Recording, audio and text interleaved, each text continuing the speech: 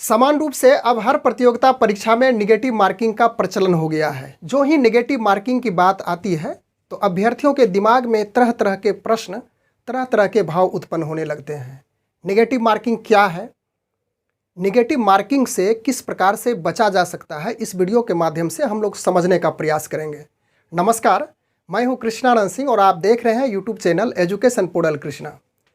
Negative marking क्या है, इसे हम लोग सबसे पहले संक्षेप में उदाहरण के साथ समझ लेते हैं।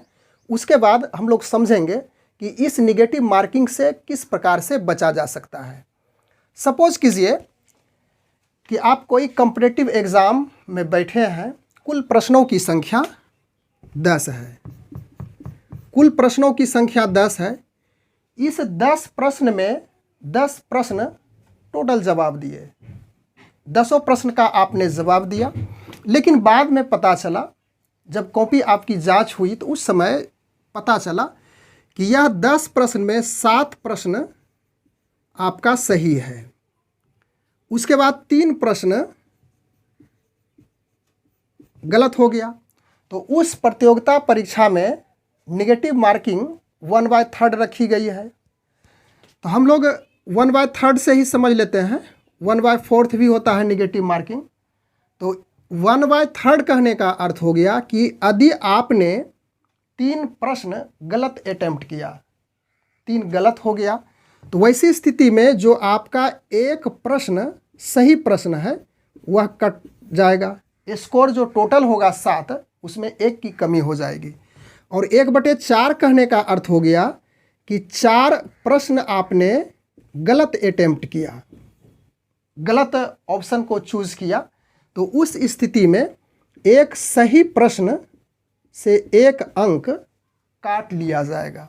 तो यह हुआ निगेटिव मार्किंग की जो व्यवस्थाएं हैं। निगेटिव मार्किंग क्या है, उसको हम लोग संक्षिप्त समझने का प्रयास किए। मुख्य रूप से हम लोग इस वीडियो के माध्यम से समझेंगे कि यह जो निगेटिव मार्किंग है, इससे कैसे बचना है। 3 पॉइंट को हम लोग समझेंगे। पहला पॉइंट है प्रश्नों को समझकर याद करें। इसका कहने का अर्थ हो गया इस पॉइंट का कि यदि आप जिन प्रतियोगिता परीक्षा की तैयारी में जुड़े हुए हैं, तो उनके लिए जिन जिन विषयों की तैयारी आप कर रहे हैं, उन्हें सही रूप से, बारीकी रूप से गहन अध्ययन करके उसको समझ करके याद करने का प्रयास करें। तो इसे किस प्रकार से आप याद करेंगे? काफ़ी किताबें आजकल हो चुकी है, लेकिन आपको एक छोटी सी पतली सी किताब सबसे पहले उठानी है। सपोज कीजिए कि आपने एक बुक को लिया और इसमें अधिक पृष्ठ नहीं है, कम ही पृष्ठ है, पतली किताब है। इसमें जो भी मटेरियल्स हैं, जो भी इसमें मटेरियल्स हैं, सभी विषय से जो संग्रह किया गया है, उन प्रश्नों को सबसे पहले आप याद कीजिए। मान के चलिए कि इसमें कुल मिलाकर के 1000 प्रश्न सभी विषय से बन रहा है। पतली किताब है, याद करने में सहूलियत होगी। पूरी तरह से प्रश्नों को आप याद कर लेंगे इस बुक से। इसके बाद अगली किताब को आप उठाएंगे और इसमें कुल मिलाकर के 2000 प्रश्नों की संख्या है। तो अब आप देखिए, यहाँ पे 1000 प्रश्न आपने पहले जो पतली किताब, छोटी किताब थी, उससे आप याद कर चुके हैं। तो एक यहाँ अब 2000 प्रश्नों वाली जो किताब होगी, उसमें 1000 ऐसे प्रश्न होंगे। चलिए 1000 ना हो, 500 ही सही। तो 500 प्रश्न ऐसे होंगे जो 2000 प्रश्नों वाले बुक में ज़रूर आपको मिलेगा। इसके बाद बच गया 1500 प्रश्न। तो 1500 प्रश्न वाली यह बुक और 500 वाली यह बुक आपने पढ़ करके कंप्लीट किया। टोटल मिला करके आपके पास स्टॉक हो चुका, आपके पास भंडारण हो चुका कुल प्रश्नों का 2000 प्रश्न, सभी विषय से हैं। अब तीसरी किताब आप लेंगे, इसमें कुल मिलाकर के 3000 प्रश्न हैं। अब 3000 प्रश्न में आपका 2000 प्रश्न पहले से पढ़ चुके हैं। चलिए यहाँ भी हमें 500 ऐसे प्रश्न हैं जो याद नहीं रह पाया। तो 1500 प्रश्न तो ज़रूर आपको याद रहेगा। अब यह 1500 प्रश्न फिर आप 3000 प्रश्नों वाली किताब को पढ़ेंगे तो निश्चित रूप से अब इस किताब से आपको हो सके तो 2000 प्रश्न आद हो गया। तो एक एक करके सबसे पहले हम लोग यहाँ पढ़े, यहाँ का प्रश्न इसमें मिला, इस बुक में, फिर इस बुक का जो प्रश्न था यहाँ पे मिला, और अंततः जब आप मोटी किताब अधिक प्रश्नों वाली बुक को पढ़ेंगे तो आपके पास प्रश्नों का अथाह स्टॉक हो जाएगा, काफ़ी भंडार हो जाएगा।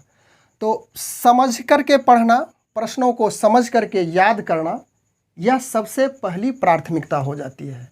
समझ करके पढ़ेंगे तो निश्चित रूप से आपके दिमाग से यदि वह प्रश्न समझा हुआ है तो आप वहाँ पे कंफ्यूज नहीं करेंगे, मिस नहीं करेंगे, और उन निगेटिव मार्किंग की जो बात आती है उससे आसानी से बचा जा सकता है।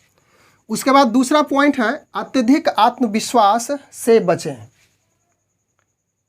परीक्षा भवन में आप बैठे हुए हैं, कुछ ऐसे प्रश्न है जिसे आप बार बार अध्ययन किए थे पहले, वह प्रश्न आया, आप पूरा आत्मविश्वास आप में जगा हुआ है कि अरे ऐसे प्रश्न तो हम बहुत बार बनाए हैं।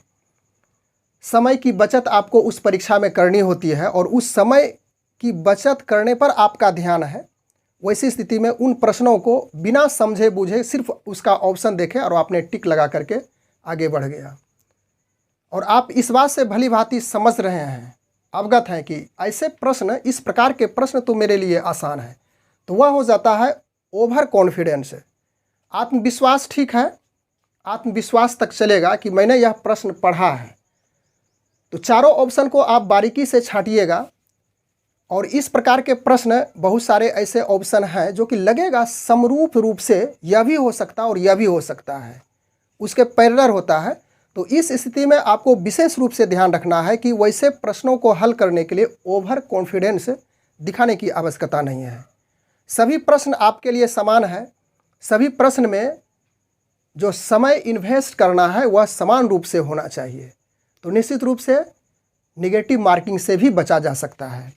उसके बाद तीसरा पॉइंट है, यह महत्वपूर्ण पॉइंट है, अत्यधिक अंक लाने के बारे में ना सोचें। यह एक अचंभित सी बात लग रही है कि अत्यधिक अंक हम क्यों नहीं लाएंगे। तो अब समझिए इस बात को कि आपने परीक्षा भवन में जब तक नहीं बैठा है, परीक्षा के लिए तैयारी आप घर में कर रहे हैं, उसका प्रिपरेशन कर रहे हैं, तो उस समय आपके दिमाग में यह बातें निश्चित रूप से चलनी चाहिए, हमेशा चलनी चाहिए कि परीक्षा में, इस प्रतियोगिता परीक्षा में अधिक से अधिक अंक लाना है, तभी हमारी मेरिट बन सकती है, तभी हम उस दौड़ में सफल हो सकते हैं, जो कि सब लोगों की दौड़ होगी। उस दौड़ में जो सुरक्षित स्थान, जो सुरक्षित सीट है, वह सीट मेरे लिए एक होगा।